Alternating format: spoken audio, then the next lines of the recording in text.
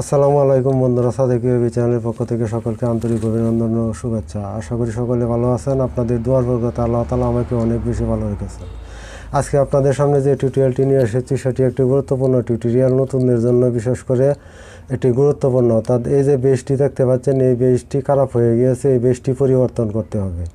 এখন এই বেসটি কিন্তু অন্যান্য বেজের সাথে মিলে না, অর্থাৎ এই বেসটিও বড় গানের। আর আমি যদি এই যে এরকম আর একটি বেজ নেই, এটিও বড় গানের, কিন্তু দেখেন এটার যে তলাটা সেটা আমি এই বেসটি খুলে আপনাদেরকে দেখাচ্ছি। এটার যে তলাটা সেটা পিনগুলি অনেক বড় রাউন্ড, আর এটার পিনগুলি রাউন্ড অনেক ছোটো, অর্থাৎ ছোটো গানের যে বেস সেটাও এখানে বসবেন না, এরকমই ছোটো। আবার ফিক্সার টিউবটি একটু আপনারা লক্ষ্য করেন, এখানে যে ফিক্সার টিউবে আমি যদি এটি লাগাই,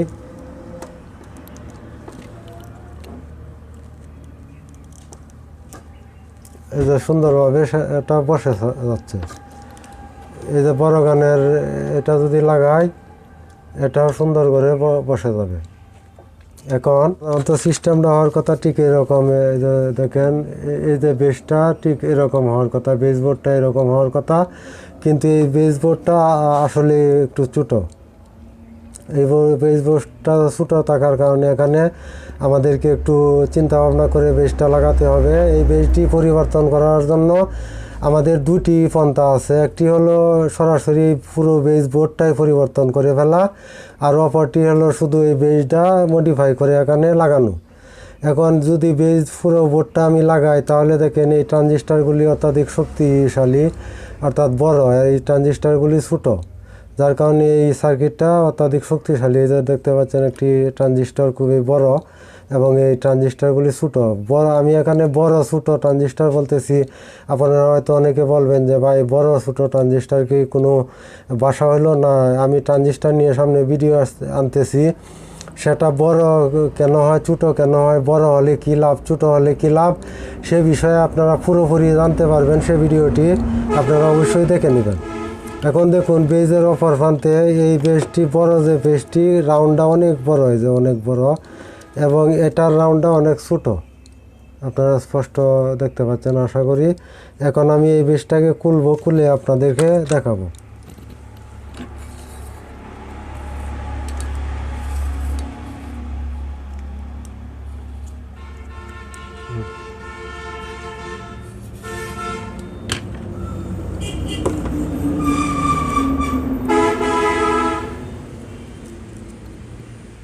তারটিও খুলে নিয়েছি। এখন আপনারা বেজের পুরোপুরি পার্থক্যটি লক্ষ্য করতে পারবেন।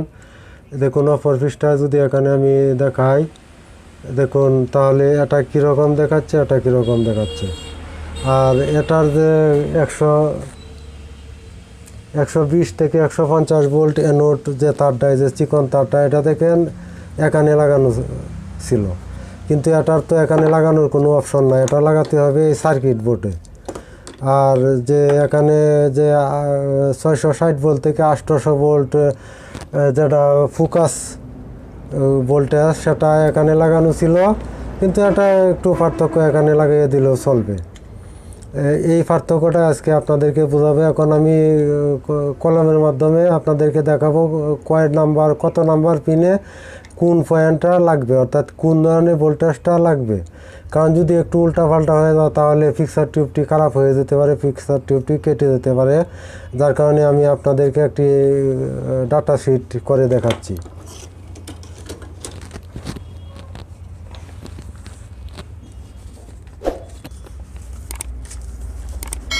ফিক্সার টিউবে আপনারা জানেন যে এখানে দেখুন ফিক্সার টিউবে এখানে এটাকে ধরি আমরা 1 নাম্বার পিন, এরপরে 2 নাম্বার পিন নাই, 3 নাম্বার পিনও নাই, 4 নাম্বার পিন আছে। অর্থাৎ ফিক্সার টিউবের আগেকার যে গঠন ছিল, এখান থেকে এক শুরু হয়তো 2, 3 এভাবে যাইতো। এখন 2 নাম্বার, 3 নাম্বার পিন এখনকার ফিক্সার টিউবে সাধারণত থাকে না। এখন আমি এইভাবে আপনাদেরকে ডাটা শিটটা করে দেখাচ্ছি। এখানে দেখুন এটাতেও চিহ্ন দেওয়া আছে, এটা হলো 1 নাম্বার পিন।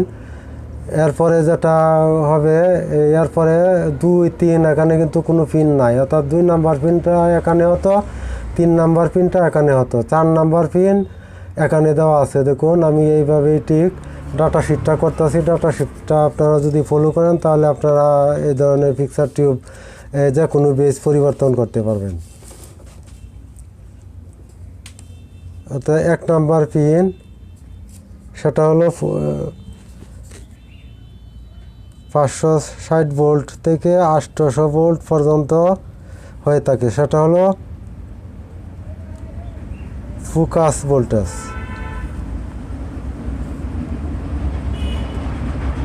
2 নাম্বার পিন নাই, 3 নাম্বার পিনও নাই, 4 নাম্বার পিন এখানে এনসি, অর্থাৎ এটা নো কালেকশন থাকবে।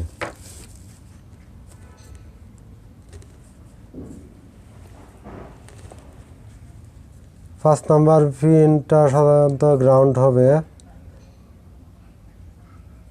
বাংলায় লিখি।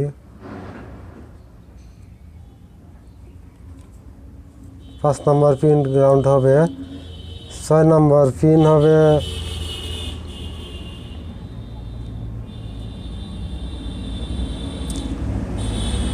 অর্থাৎ green cathode KG.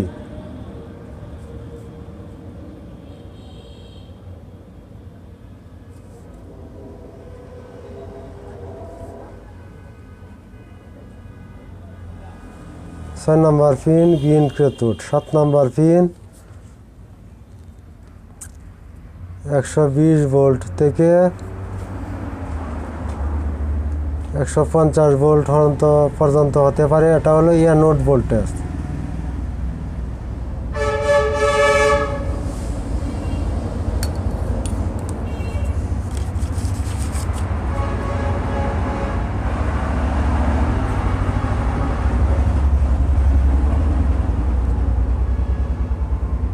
8 number pin KR,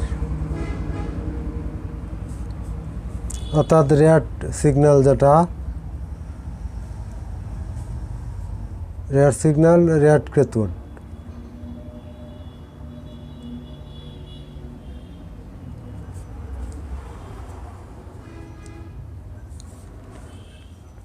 9 number pin আবার গ্রাউন্ড হবে।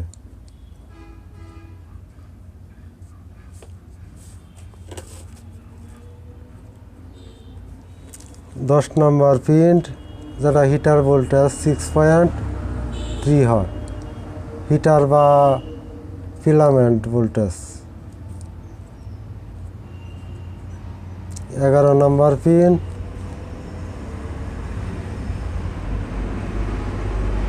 এবি, অর্থাৎ ব্লু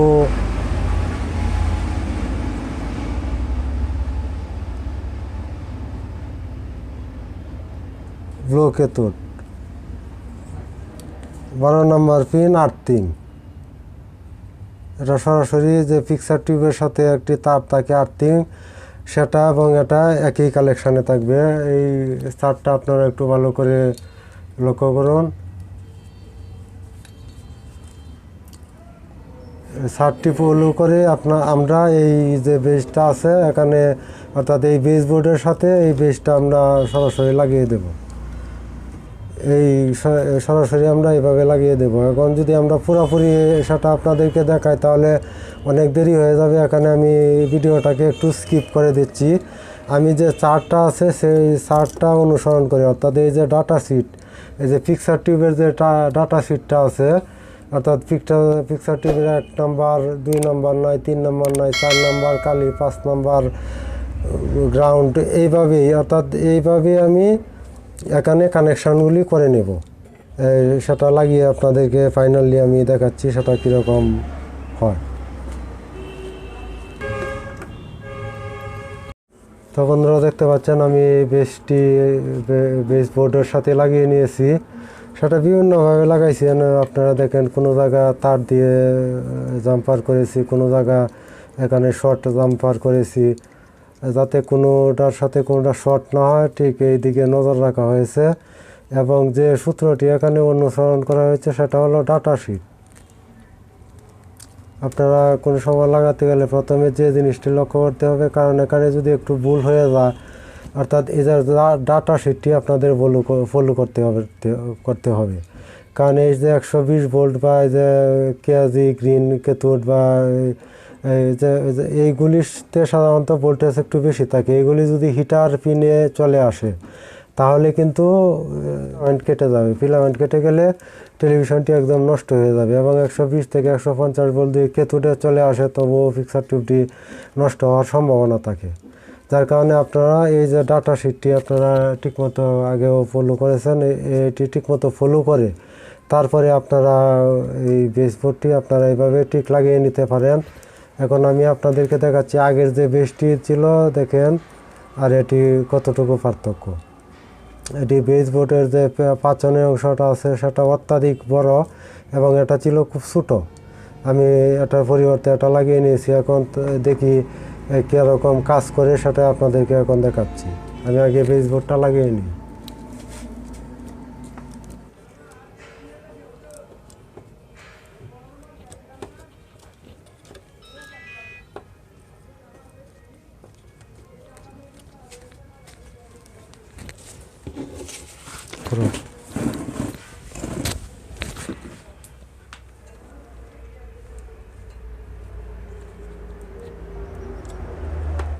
দেখতে পাচ্ছেন বেসবোর্ডটি আমি সম্পূর্ণ লাগিয়ে নিয়েছি। এখন আমি এটিকে লাইন দিয়ে দেখব টেলিভিশনটিতে কীরকম হয় সেটা আপনাদেরকে এখন দেখাবো।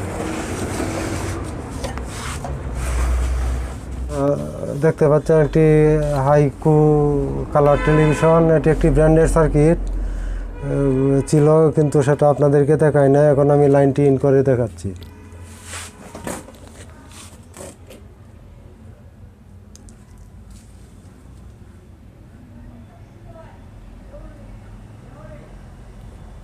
দেখতে পাচ্ছেন একুরেট হয়ে গেছে।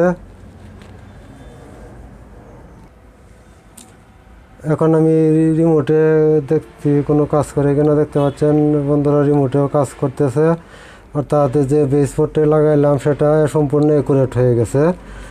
আপনারা জানেন যে বেসবোর্ডটি ছিল পুরোপুরি সেটা রাত আর দিন ব্যবধান ছিল, মানে সেটা লাগানো একদম অভিজ্ঞতার ব্যাপার। আশা করি আপনারা আমি যে টিক্সটি দিয়েছি সে টিক্সটি ফলো করলে অবশ্যই আপনারা লাগাতে পারবেন। আমি আপনাদেরকে আরেকটি জিনিস পেছনে দেখাচ্ছি, সেটা হলো এটি কিন্তু একটি ব্র্যান্ডের সার্কিট। আপনারা লক্ষ্য করেন এটি কিন্তু অত্যাধিক বড় সার্কিট এবং দেখেন এখানে উপরে দিয়ে আরেকটি সার্কিট এখানে লাগানো আছে। দেখতে পাচ্ছেন এখানে উপরে আলাদা একটি সার্কিট এখানে লাগানো আছে। তারপরে এই যে সার্কিটটি কিন্তু মোটামুটি অনেক বড়, অন্য সার্কিটের তুলনায় অনেক বড়। তবে এই ছিল আজকে আপনাদের সামনে শেয়ার করার, যেহেতু এটি একটি আনকমন সমস্যা, আনকমন এই ধরনের কোনো ভিডিও আপনাদেরকে দিতে পারি না, যার কারণে ভিডিওটি দিলাম। যদি আপনাদের বুঝতে কোনো সমস্যা হয় তাহলে অবশ্যই আপনারা আমাকে কমেন্ট করে জানাবেন, আমি আপনাদের উত্তর দিয়ে সহযোগিতা করব। আর যদি ভিডিওটি ভালো লাগে অবশ্যই একটি লাইক দিবেন এবং এই ধরনের ভিডিও পেতে চ্যানেলটিকে অবশ্যই সাবস্ক্রাইব করে রাখবেন। আজকে এই পর্যন্তই বিদায় নিলাম। আল্লাহ হাফেজ।